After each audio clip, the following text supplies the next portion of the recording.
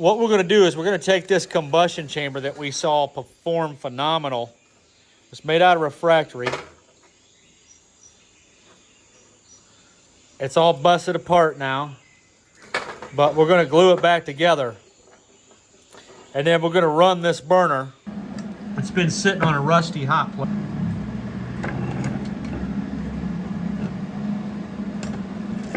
I'm going to give it a little shave.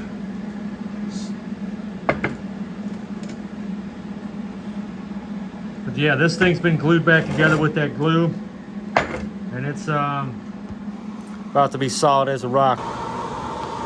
Okay, so this one here is reinforced with some stainless steel fibers,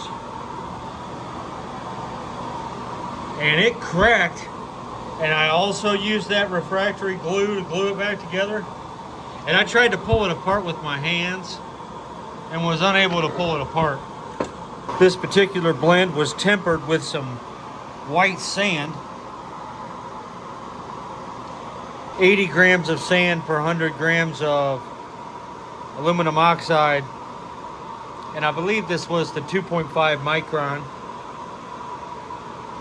All right, fellas, it's 3:48.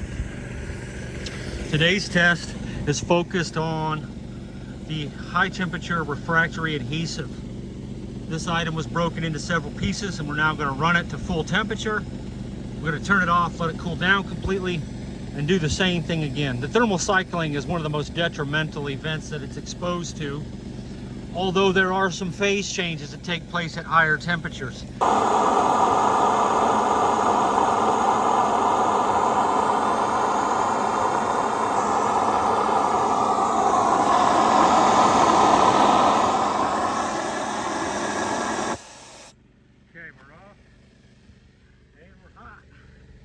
It's hot all the way through, guys. That's a good sign of good even combustion. I'm not going to get into that. That's the sun shining through, you see in the back there, that bright spot. This has no stainless steel fiber reinforcement. This is just flat out refractory that was glued back together with a high temperature refractory adhesive. All right, we got to start over. My air wasn't on right. All right, so I didn't have the compressor kicked on. That's why it was acting weird. Okay, that's what it like.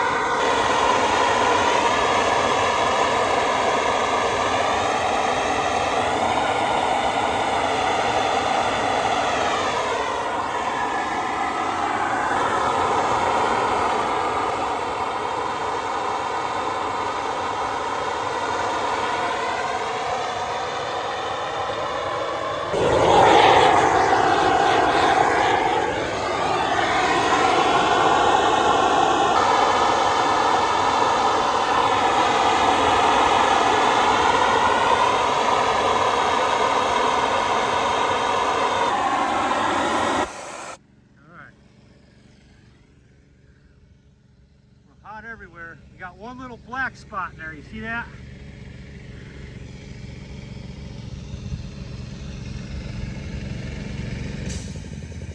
Looking good.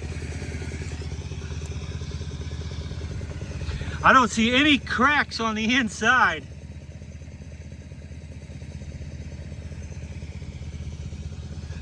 You want to burn a phone up?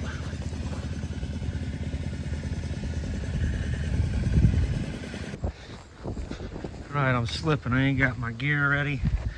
Oh, I made a liar out of it. We were probably hitting way hotter. It's really good to see, though, that we were hitting those kind of exterior temps because I wanted to cure it. So nice. Probably hitting 1,000 degrees on that exterior then. And this is just a piece of rock that we made, that we broke on purpose and then glued back together with a high temperature refractory glue.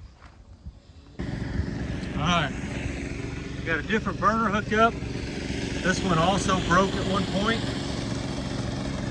I'm gonna go ahead and fire it up. This one has been painted with the high temperature refractory glue also. And there it is right there, the crack that we fixed. I tried to pull that apart with my hands and it wouldn't do it. I need to raise up the fuel tank for this one, I think.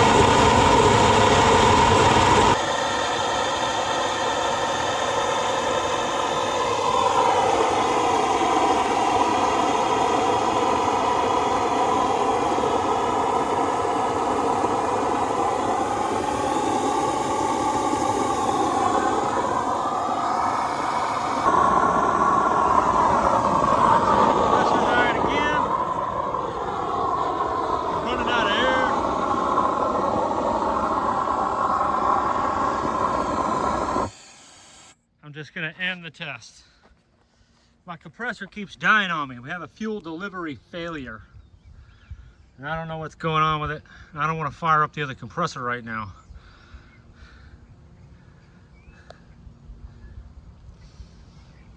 So we'll take a look at this after it cools down. And maybe we'll figure out what's wrong with that air compressor later. Okay, and again, the compressor died. So I think we proved our point. We got this thing hot and cold like 3 times now. But my compressor keeps dying on me. I have a fuel delivery issue. Oh, actually, I have the damn compressor's too big issue. That's the main problem. This thing just wasn't, it's not up to it. It's too much for this little engine.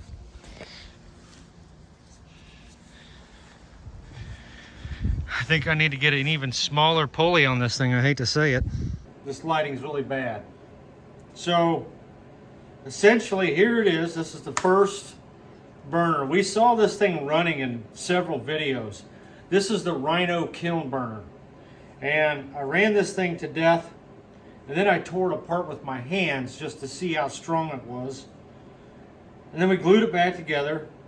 And we turned it on and off about 4 or 5 times. So it has experienced several thermal cycles. And it sounds like, you hear that? It's got a ring to it.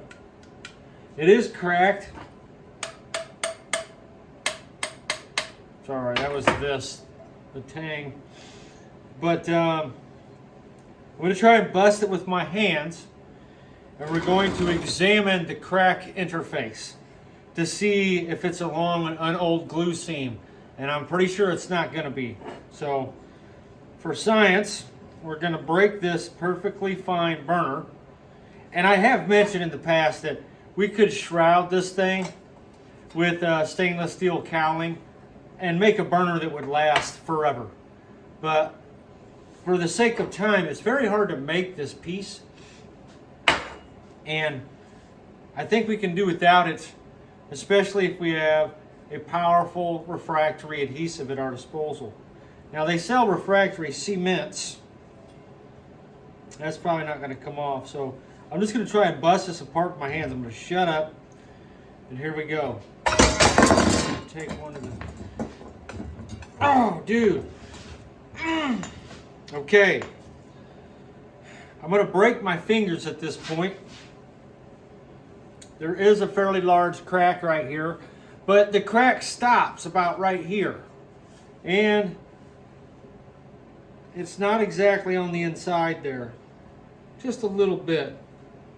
I'll zoom the camera down inside of this, but this thing passed phenomenally. I just tried to rip it apart with my hands. I feel like a failure. Ooh, it cracked. Come on, man. I felt a little bit of a movement there, you can see. But if it can withstand a grown man pulling on it, it's never going to experience that in practice, so I think it passed. I kind of regret doing that to it now. It's still fine though. I feel like we have to bust it though, to look at those cracks.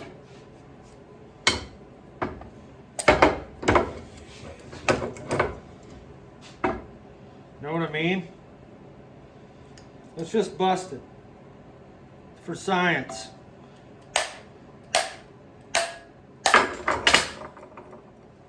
Okay. I did just get a glue interface to crack. Let's go.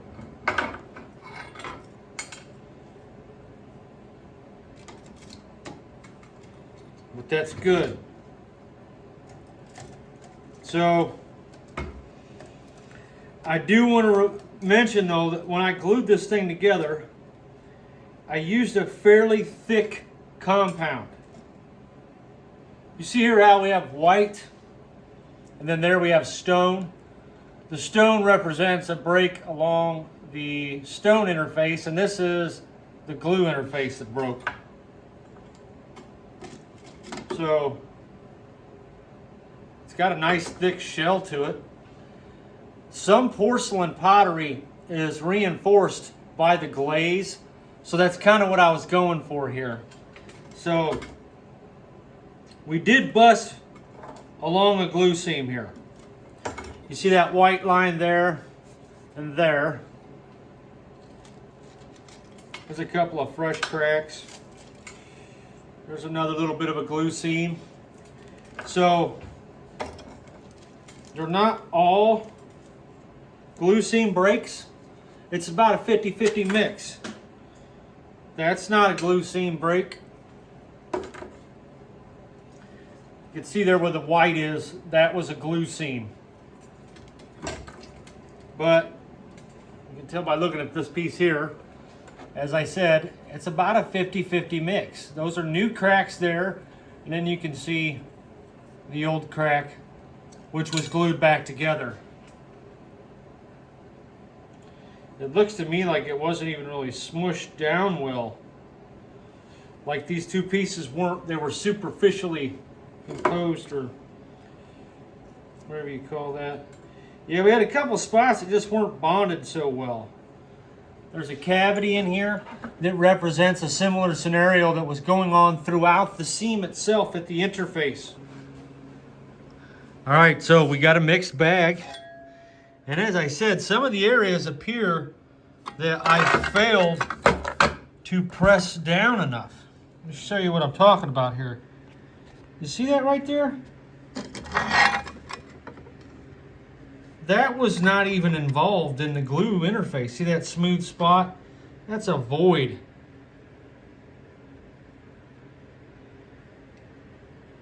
There's a couple of void areas in there. Like right here. You can clearly see that the glue wasn't even,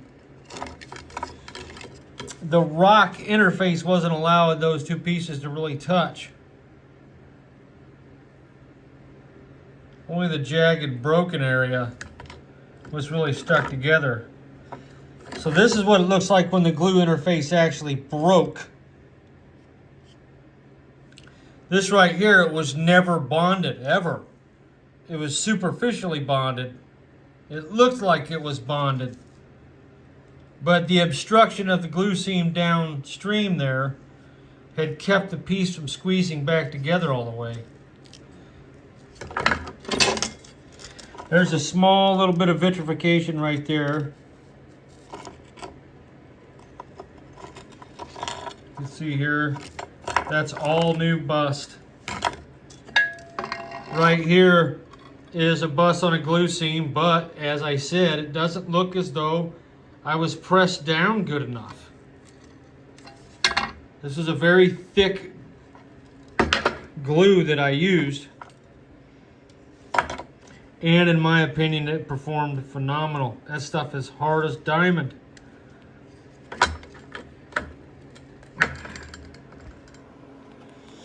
This one here, it doesn't flake off during heat up. So this stuff here, contraction during cool down is what does it in. It doesn't mind the expansion during the heat up. It's just when the metal cools down, there's this thin oxide layer that forms, and it breaks off. This thing also performed phenomenal. These cracks don't really mean anything. It's not going to fall apart. These are just expansion joints. The actual glue seam itself still looks in pretty good shape there. So, it took a lot of strength to bust this apart with my hands, and for that reason, actually I take that back. I didn't bust this apart with my hands. I was too much of a pussy to pull it off. I had to use a wrench. So the glue passed, dude. It passed.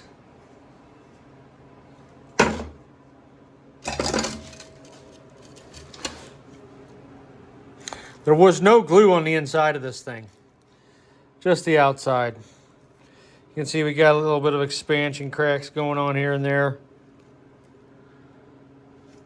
This right here is survivable indefinitely, I think. That thing would probably outlast the project itself. This one here, I doubt it. It would eventually fall apart and you'd have to glue it together.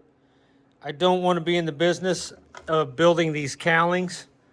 Maybe making them for a mold, but for production, I know it doesn't look like much, but that's a pain in the neck, especially on days where the post office is closing in like 2 hours. No. Here's what I mean by a bad glue seam. You see that right there? See how there's a gap in there? There's a glue seam running right through here. And you can see where my glue just wasn't wet enough and it was kind of thick. And there's huge voidage. Right there's a spot. Let's see if we can. Yep, there it is. Look at that. Pretty lame glue seam right there, dude. I was using like a tube to squeeze it out. But it held pretty good for that little bit, you know. All right, I think we're beating this dog to death at this point. Phenomenal performance of the glue. All right, so I know what you're thinking. We want to know how to make this stuff. The thing is, I haven't zeroed in on an optimal composition yet. I was just kind of ballparking it, you know, mixing stuff together with intuition, what I thought might do the trick. And we've zeroed in on, obviously, a very usable compound. And this is the point where now we've got a rough idea of that composition. We're going to take like 50 stone coupons and we're going to do a test of varying compositions. And from that test array, we're going to extract whatever information we get. I was going to say the data for the optimal compound, but you can't say that. Optimal is based on the use. What are you using it for? I mean, that just changes everything. Optimal may mean because it's not going to be as hot, it could be cheaper if you did this, and it really gets complicated zeroing in when you don't even have a use purpose in mind. So we're going to zero in on a cone 10 to a cone 14, really hot stuff for now. I do a lot of really hot work. Anything around the 2300 degrees, we want to be able to protect against extreme conditions, cast iron smelting and stuff like that. So we're kind of targeting a temperature zone, but I've learned throughout this quest that if you don't have a target temperature zone of operation, you're going to have a tough time zeroing in on an optimal composition.